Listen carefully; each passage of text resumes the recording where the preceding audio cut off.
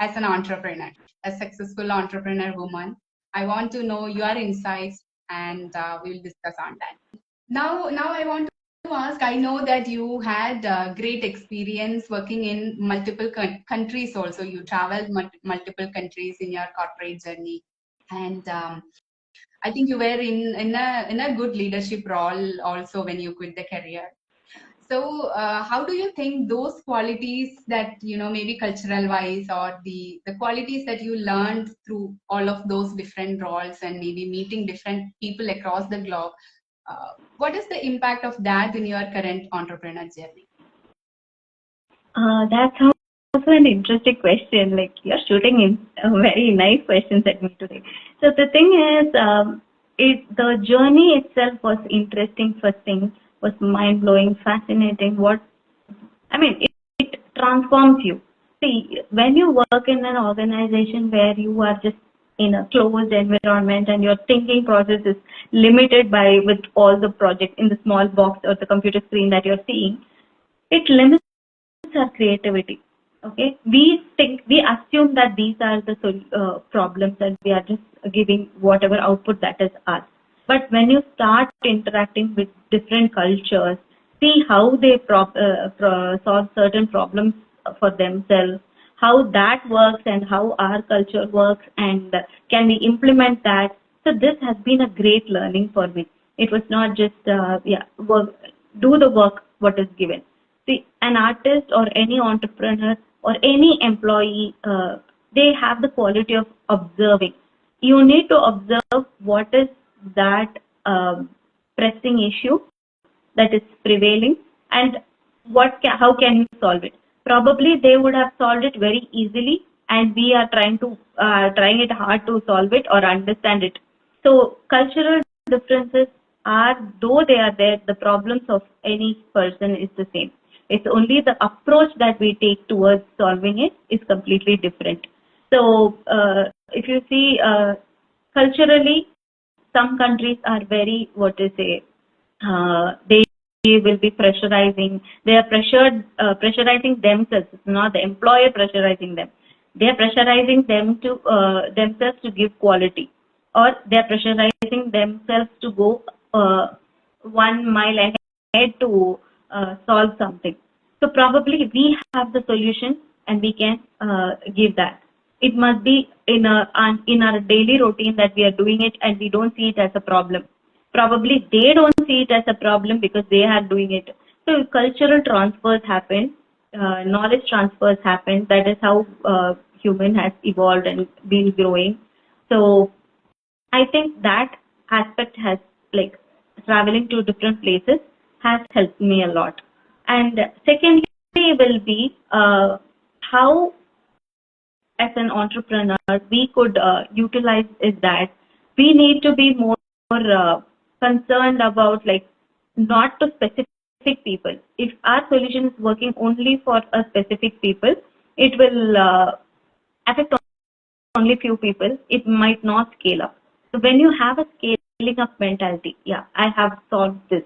Now what else can I do? How can this be scaled up? If I'm creating a product which will solve some great things, if I'm creating a service or a strategy or a program which will solve only to students, now how can I scale it up to cater it to bigger audience or college going people or career related people?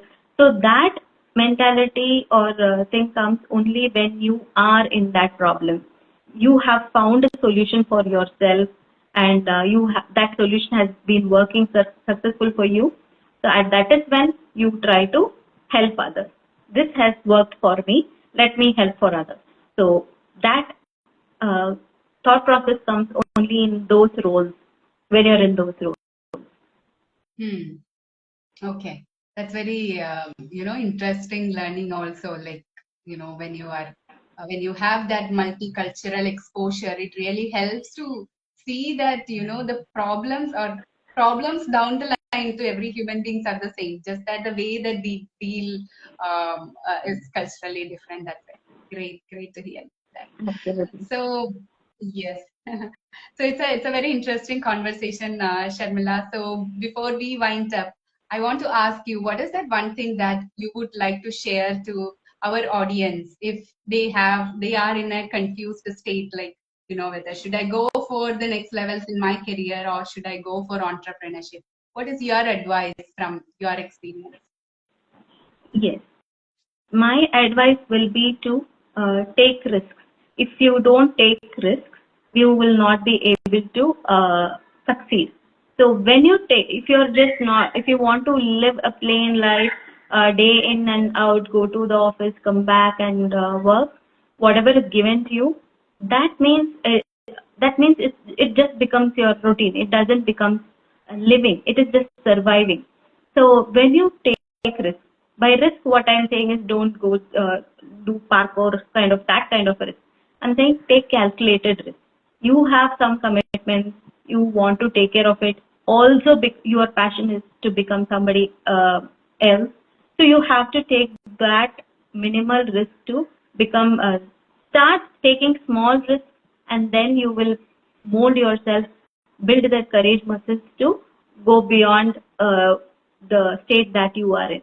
So calculated risk is one thing, and what will allow you to take the calculated risk is following your passion. If you're really passionate about doing something, or passionate about serving something, helping others, or providing some solution to others, so that is when your burning desire comes in. So when you have the burning desire, still if you're controlled by your commitments, take calculated risk, do something like apart from your working hours, find time. See, I heard I don't know from where I heard this. I think I heard it on a YouTube channel. Like, time, you have to make time.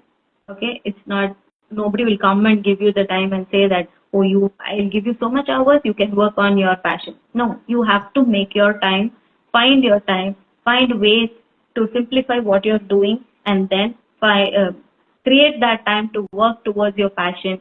If you're finding 1 hour time today, try to increase after quite some time, try to increase it to 2 hours, and then keep on increasing so that you can achieve what you want to do. And that is how that's a small tip for taking calculated risk. So you can go beyond that, include people who are again in the same passion. They also have the same burning desire to do the or help the society, which are in the same level of your thought process. So Collaborate, you maybe. would people, yes, collaborate and do things. So that is how you can move one step at a time towards your successful entrepreneurship journey. Great, great. Thank you so much. That is very insightful and very, I would say, like very practical advice for people who want to take their career to the next level in their journey. Hope it helps everybody and motivates everybody. So I would love everybody to balance their professional and personal life, especially move towards their passion and yeah, live their life, not survive. Enjoy their life. Yes, absolutely. Yeah, great.